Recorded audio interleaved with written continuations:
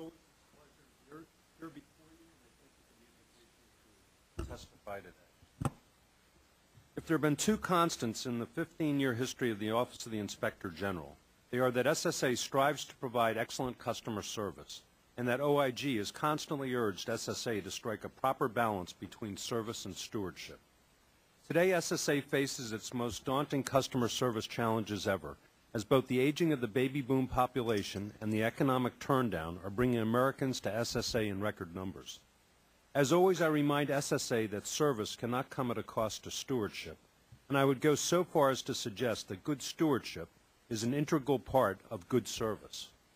Nowhere is that more evident than in the performance of continuing disability reviews and redeterminations.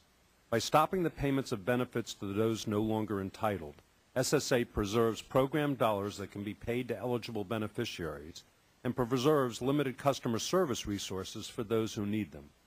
In a recent audit, we noted that from 2000 to 2004, SSA increased the number of SSI redeterminations being conducted in an effort to remove SSI program from GAO's high-risk list. Once that goal was accomplished, however, redeterminations fell off by 60%. In our report, we estimated that SSA could have saved more than $3 billion in SSI payments in the last 2 years if redeterminations had been performed at the same levels they were at the beginning of the decade.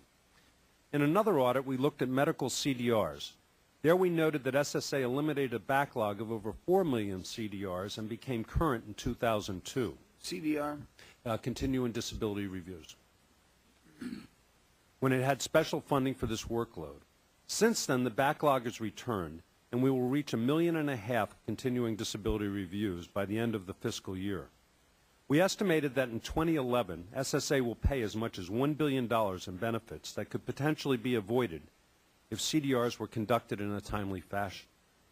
With respects to both redeterminations and CDRs, these recent reports demonstrate that a small investment of administrative dollars today will result in long-term program savings.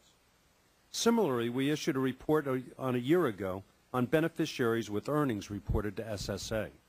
In 2004, we found that well over $1 billion was paid to individuals with reported earnings. Despite SSA's agreement with our 2004 recommendations, our follow-up review found that SSA was still overpaying $1 billion to beneficiaries with reported earnings.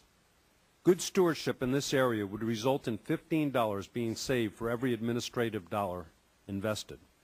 My office has long supported the establishment of an integrity fund to finance CDRs, redeterminations, our own CDI program, and other stewardship initiatives. I again express my support for that proposal today. Among other provisions, the proposal would provide SSA and the OIG with a portion of erroneous payments detected and recovered. This fund would dramatically increase stewardship, save program dollars, and allow SSA to use more of its annual funding to serve the public. Finally, I'd like to mention an ongoing audit and one recently completed audit that touched directly on service to the public. First, we're in the midst of a study of wait times at SSA field offices. At a minimum, 25% of visitors waited more than a half hour to see an SSA service representative.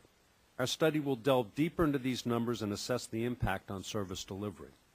Second, we just issued a report that examines some of the most vulnerable of SSA's customers, the 5 million beneficiaries over age 85. Our study found that about 1 million of these seniors had others managing their benefits without the protection of SSA's representative payee program. In all, we estimated that SSA disperses about $12.5 billion in benefits to this population annually. We made several recommendations aimed at protecting these older Americans, whose numbers will double in the next 20 years and quadruple in the next 40 years. We look forward to continuing to work with you and SSA on achieving appropriate balance between service and stewardship. Thank you, and I'll be happy to answer any questions.